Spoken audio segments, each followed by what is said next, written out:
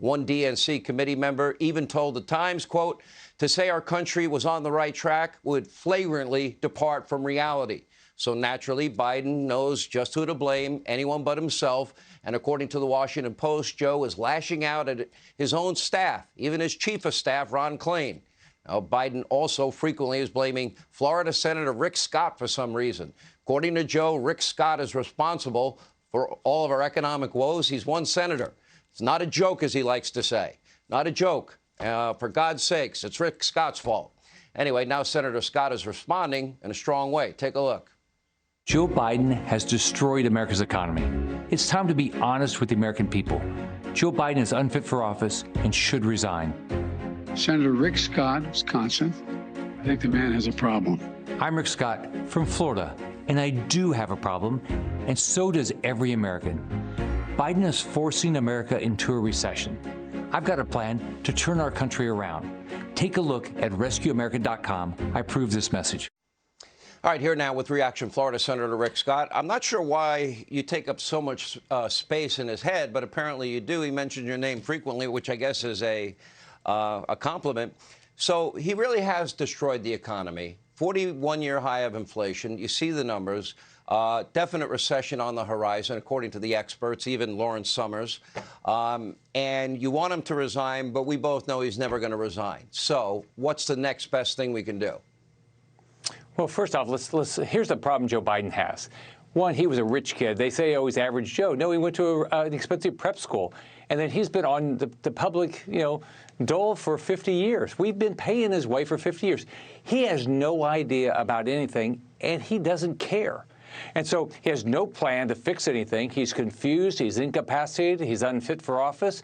If I were in my business life, here's where I'd go to Joe. I say, Joe, nice guy, nice try. You got to leave. You cannot do the job.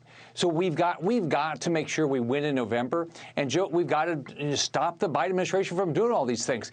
$5 gas? I mean, gas impacts families. I grew up in a poor family. I mean, my mom would be struggling like crazy right now to put food on the table to feed 5 kids and put gas in the car to get to work. That's going on all across this country right now and all across my state. So we've got to change. We've got to become energy independent. We cannot keep doing what Biden's doing. We've got to fix the supply chain. But you know what? Look at who Biden picks. I mean, Buttigieg, Armando, they have no idea how to do anything. They've never done anything. So the whole lot of them ought to resign. Let's start all over. You know, I'm looking at the amount of pressure. Look, the definition of insanity is what I said it is. You try the same thing over and over again, it doesn't work. The question is, he sees what's happening with the high price of gas. We're setting one record after another. He reads the papers. Somebody's got to be telling him it's a 41-year high of inflation, and this is not transitory, as he first said.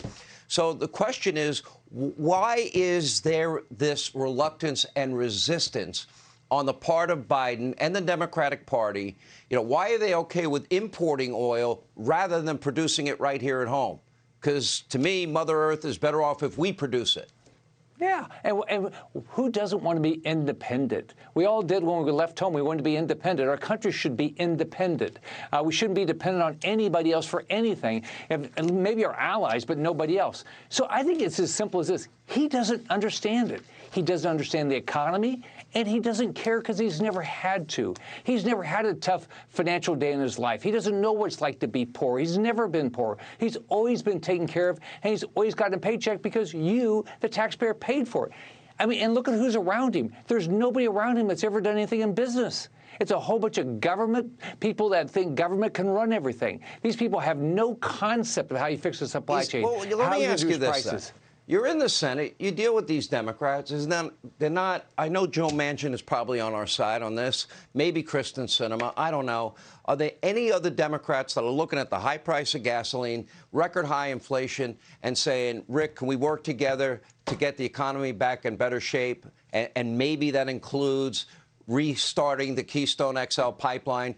According to the premier in Alberta, we'd be getting in 900,000 barrels of Canadian oil a day by now had we finished that. Is there anybody there that you're talking to on the Democratic side that is willing to break ranks and give some financial relief to everyday Americans? No. I mean, they'll go say they care about it now that they're up for election. They see how bad their poll numbers are. So they'll go say they care about it. But will they go vote for it? Will they propose anything to do it? There's nothing that comes out of the Democrats that fixes anything with regard to supply chain, gas prices, energy independence, any of these things. Baby formula. I mean, they have nothing. They have no plan to fix anything.